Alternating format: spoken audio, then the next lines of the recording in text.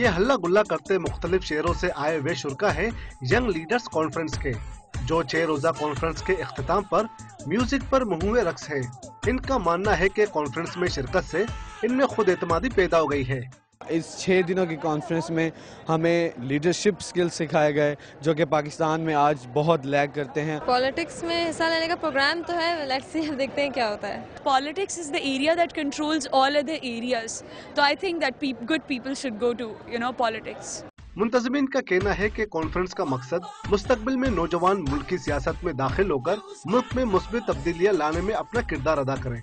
उसके अंदर जितने कामयाबी के जुज हैं वो उसके अंदर ही मौजूद हैं, उसको सिर्फ रियलाइज करना होता है और बरूए कार लाना होता है। और दूसरा कि दुनिया में बहुत सारे मुमकिनात हैं, अपॉर्चुनिटीज़ हैं, सिर्फ आंखें खोल के देखोगे तो नजर आ जाएंगी। 6 रोज तक जारी वाली इस कॉन्फ्रेंस के आखिरी रोज मुख्तलिफ सियासी जमातों के रहनुमाओं ने भी शिरकत की।